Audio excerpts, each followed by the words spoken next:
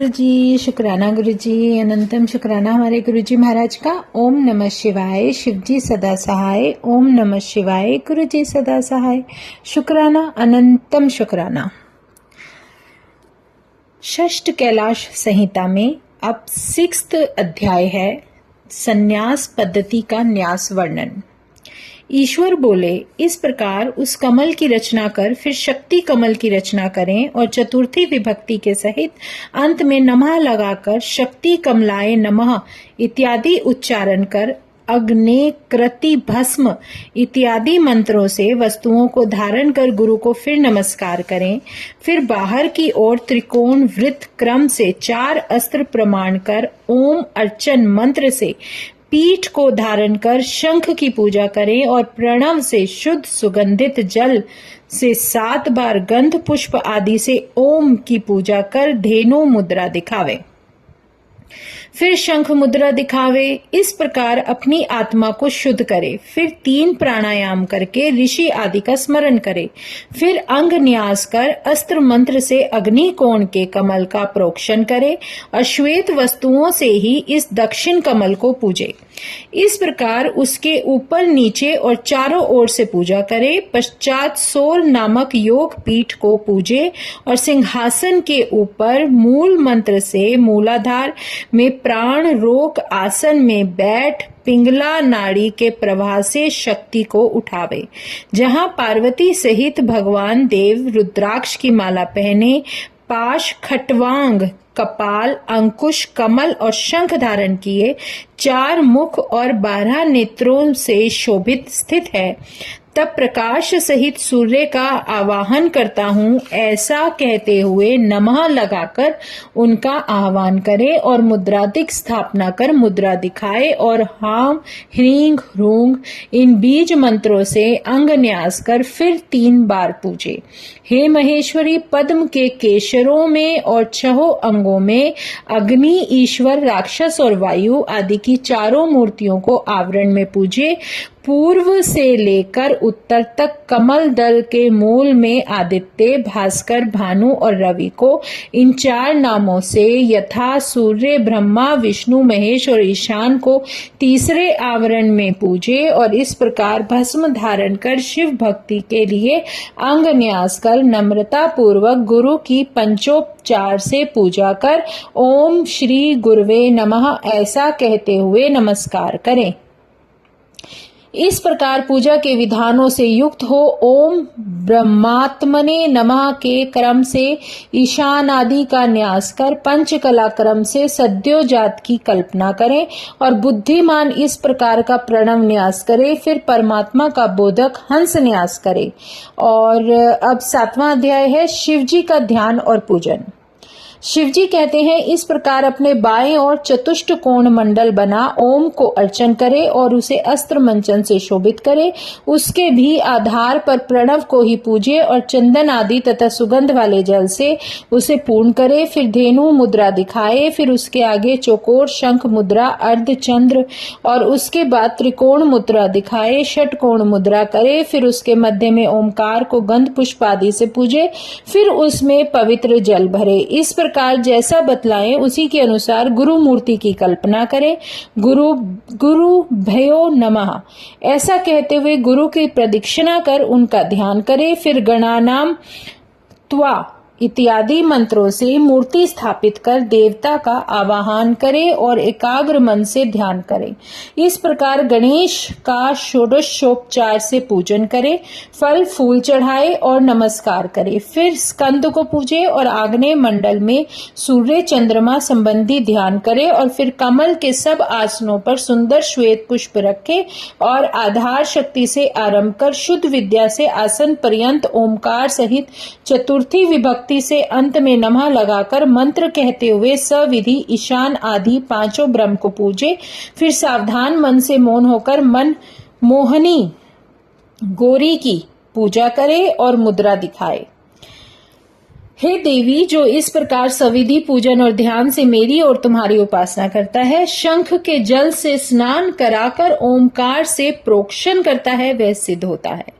अब ये देखिए, शंख जो हमारे मंदिर में स्थित होता है, एक बात संगत जी जरूर कहना चाहूंगी, जो शंख हमारे मंदिर में स्थित होता है, जिसको हम अच्छे मौके पर, किसी शुभ मौके पर उसको बजाते भी हैं और उससे एक जो ध्वनि निकलती है वो हमारे घर में बहुत ही शुभ मानी जाती है, वो बहुत ही ज्यादा ब्लेस्ड होती है।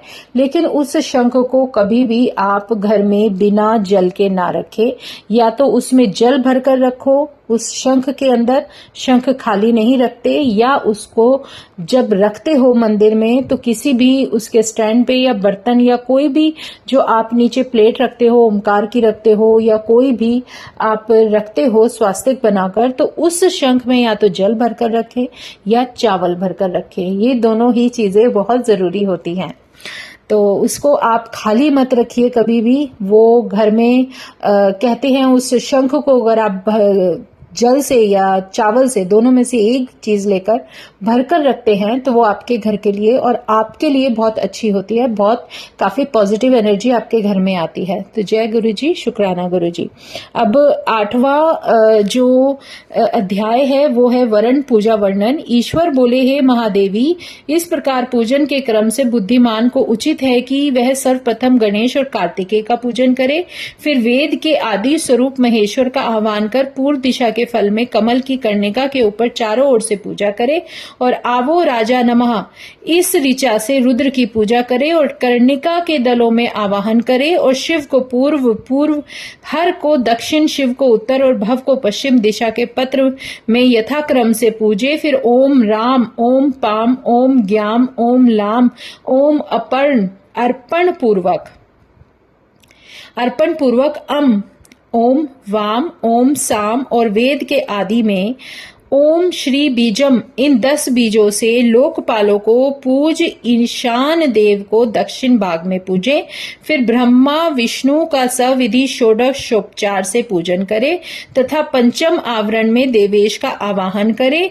फिर देवेश की अर्चना कर ओमकार युक्त शिव का स्मरण कर गंध आदि उपचारों से सविधि शंकर जी की पूजा कर नैवेद्य चढ़ावे और आचमनीय इत्यादि प्रदान कर भोजन की सामग्री और तांबूल निवेदन करे। फिर नीराजन अधिक क्रम से शेष पूजा को विसर्जित कर देवी देव का ध्यान कर 108 मंत्र जपे। फिर उठकर पुष्पांजलि ले योदेवानामिति उपनिषद की नारायणीय इन 6 ऋचाओं का जप करे और यो वेदाद्वो स्वरः प्रोक्तः तक जपे। फिर पुष्पांजलि अर्पित कर 3 प्रदक्षिणा करे और परम भक्ति से साष्टांग प्रणाम करते और इस प्रकार प्रदक्षिणा करते हुए अनेकों प्रणाम कर तथा आसन पर बैठकर शिव महेश्वर आदि के नाम 8 बार उच्चारण करके कहे कि हे भगवान, मैंने जो कुछ भी अच्छे या बुरे कर्म किए हैं, हे भगवान, हे शंभो, यह सब आप ही का आराधन किया है। ऐसा कहते हुए शंख का जल और पुष्पों को चढ़ाए और पूजा समाप्त कर अर्धे सहित 8 बार नाम जपे। हे देवी, इसके आगे भी मैं तुम्हारी भक्ति कहता हूँ और ध्यान से सुनो। अब है 9वां अध्याय, प्रणव का अर्थ। ईश्वर बोले, हे देवी, यूं तो परमात्मा शंकर जी के शिव, महेश्वर, रुद्र, विष्णु, पितामह, संसार, वध्य, सर्वज्ञ और परमात्मा, ये 8 नाम मुख्य और नित्य प्रतिपादक हैं। तथापि उपाधि निवृत्त होने पर शिव, शंकर और महादेव, ये 3 ही नाम शिव रूप है। उपाधि युक्त होने से वह अनेकानेक नाम धारण करते हैं। यथा अत्यंत परिशुद्धात्मा होने से उनको महादेव और सब गुणों का आधार होने से उन्हीं ईश्वर का शिव तत्वदर्शी महात्मा लोग शिव कहते हैं। फिर जो 23 तत्वों से परे और प्रकृति से परे 25वां पुरुष है, उसी को वाचक के भेद से वेद आदि में ओमकार कहते हैं और जो वेद से जानने योग्य आत्म स्वरूप वेदांत में प्रतिष्ठित और पर से भी पर है, वही महेश्वर कहलाते हैं। तथा पुरुष और प्रकृति जिनके अधीन है, जो त्रिगुण तत्व की अविनाशिनी माया है, वही प्रकृति तथा माई महेश्वर है। महेश्वर के प्राप्त होने पर ही नारायण की माया से मोक्ष की प्राप्ति होती है तथा दुखों को दूर करने के कारण ही उनका नाम रुद्र पड़ा है और वही परम कारण शिव है। यह सुनकर ब्रह्मा जी बोले, जब इस प्रकार शंकर जी ने कहा तब उनके वचन सुनकर महादेव जी शिव जी की वेद से भरे हुए उन अनेक प्रकार के स्तोत्रों से भरी हुई उनकी स्तुति की और उन परमेश्वरी ने शिव जी के श्री चरण कमलों में बार बार प्रणाम किया। हे मुनियों, उस समय पार्वती जी अपने मन में बड़ी हर्षित हुई। हे ब्राह्मणों, यह प्रणव अर्थ का प्रकाशन करने वाला अति गुह्य विधान मैंने तुमसे कहा, जो सर्वथा ही दुख नाशक है। और सूत जी कहते हैं, मुनिवर्य, जब मुनि शार्दुल पराशर पुत्र व्यास जी ने इस प्रकार कहा तो वेदवादी जब मुनियों ने भक्ति भाव से उनकी बड़ी पूजा की, पश्चात वेद व्यास जी कैलाश पर्वत का स्मरण कर वहां चले गए और ऋषियों ने भी प्रसन्न होकर अपने अनुष्ठान किए हुए यज्ञ के अंत में चंद्रशेखर शिव जी की परम भक्ति से पूजा कर यज्ञ आदि में मन लगा शिव ध्यान में स्थिति प्राप्त की। इस कथा का देवी ने स्कंद से और स्कंद ने नंदी से तथा नंदी ने भगवान सनत कुमार से और सनत कुमार जी ने व्यास जी से कहा था, जिसे परम तेजस्वी गुरु व्यास जी से मैंने प्राप्त करके तुम्हें सुनाया। ऐसा कहकर पुराण वेत्ता श्रेष्ठ सूत जी तीर्थ यात्रा करने चले गए और वहां स्थित सभी मुनिगण इस गुप्त रहस्य को ग्रहण कर काशी में वास कर मुक्त हो शिव जी के धाम को चले गए। जय गुरु जी, शुक्राना गुरु जी। अब है 10वां अध्याय, जिसमें है सूतोपदेश वर्णन। व्यास जी बोलते हैं, सूत जी के चले जाने पर सब मुनियों को बड़ा आश्चर्य हुआ और वे आपस में कहने लगे कि एक प्रश्न तो हम लोगों ने भुला ही दिया, जिसे सूत जी ने पहले वर्णन किया था। वह वामदेव का मत बड़ा कठिन है, अब ना जाने कब हमको उनके श्रेष्ठ का दर्शन प्राप्त होगा, जबकि हम उनसे इस विषय पर पूछेंगे। इस प्रकार वे मुनि चिंता करते हुए अपने हृदय में व्यास जी का पूजन कर दर्शन की इच्छा से वहां स्थित रहे। एक संवत्सर के पश्चात सूत जी का काशी में फिर आगमन हुआ। तब सूत जी को आया देख ऋषियों ने उनका अभिनंदन कर बड़ा स्वागत किया और सूत जी आसन पर बैठे तो मुनियों ने पूजित करके बोला कि हे उत्तम व्रती मुनियों, तुम धन्य हो। तुम्हारे लिए जिस कारण से मैं यहाँ आया हूँ वह वृत्तांत सुनो। जब तुमसे प्रणव का अर्थ उपदेश कर तीर्थ यात्रा करने चला गया, जो दक्षिण सागर के तट पर पहुंचकर मैंने कुमारी शिवा देवी का पूजन किया और कालहस्ती शैल पर जाकर सुवर्ण मुखरा में स्नान कर देवता तथा ऋषियों को तृप्त करते हुए शंकर जी का स्मरण कर चंद्रमा की कांति वाले उन कालहस्तीश को तृप्त किया, जो कि पश्चिम की ओर मुख किए 5 सिर वाले और बड़े अद्भुत हैं तथा जिनका एक ही बार दर्शन करने से सारे पाप नष्ट हो जाते हैं, उनको पूजकर फिर उनके दक्षिण भाग में स्थित पार्वती का भी मैंने पूजन किया। फिर 108 बार पंचाक्षरी विद्या का जप कर थोड़ी देर प्रदक्षिणा कर बार बार उनको नमस्कार किया। इस प्रकार मैं नित्य उनकी प्रदक्षिणा करता हुआ कालहस्ती शैल पर उस क्षेत्र में निवास करने लगा। हे मुनीश्वरों, इस प्रकार मैंने वहां 4 महीने का समय व्यतीत किया। तब ज्ञान रूपी प्रसून कालिका महादेवी का प्रसाद मुझे प्राप्त हुआ। मैं शीघ्र ही वहां से उठ शिव को भक्ति पूर्वक प्रणाम करते हुए गुरु की आज्ञा से उस क्षेत्र में चलकर 40 दिन में यहाँ तुम्हारे पास आया हूँ। हे मुनि श्रेष्ठो, अब मुझ पर कृपा कर आप सब कुछ कह दीजिए, क्योंकि मैं क्या करूं। और सूत जी के वचन सुनकर श्रेष्ठ ऋषि मन ही मन प्रसन्न होकर उनसे बार बार कहने लगे।